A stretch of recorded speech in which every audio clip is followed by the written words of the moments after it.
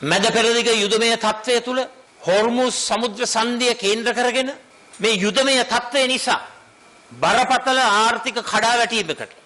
ඒ අවදානමට අපේ රට ලක් වෙලා තිබෙනවා. දැන් ඊයේ දිනේ සිදු වුණු හූති ප්‍රහාරය තුල බාබෙල් මන්දෙබ් කියන සමුද්‍ර සංධිය සමහරෙක් නොදන්නව ඇති මෙඩිටරේනියන් මුහුද, රතු මුහුද, අරාබියානු මුහුද, ඉන්දියන් සාගරය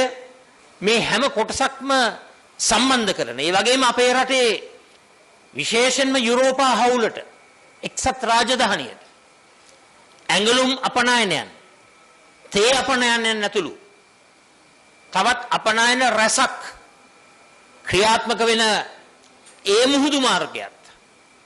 හූති ප්‍රහාරය නිසා වැසීමකට ලක් වුණොත්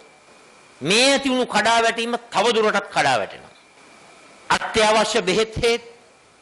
ආහාර පාන, අමුද්‍රව්‍ය, පොහොර, ඒ වගේම කර්මාන්ත ක්‍රියාත්මක කරන්න අවශ්‍ය අමුද්‍රව්‍ය මේවායේ හිඟතාවෙන් නිර්මාණය වීම තුල ඉන්ධන අනාරක්ෂිත භාවයත්, ගෑස් අනාරක්ෂිත භාවයත්, ඒ තුලින් නිර්මාණය වෙන බලශක්ති කේන්ද්‍රස්ථානවල ඒ අවදානම් භාවය තුල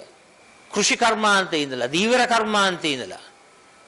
ස්වයං රැකියා ශාස්ත්‍රයේ, ව්‍යවසායකත්ව ශාස්ත්‍රයේ, නිෂ්පාදන කර්මාන්ත, සෞඛ්‍ය ශාස්ත්‍රයේ, අධ්‍යාපන ශාස්ත්‍රයේ මුළු ජන සමාජයටම බරපතල මරු පහරක් එල්ල වෙමින් පවතී.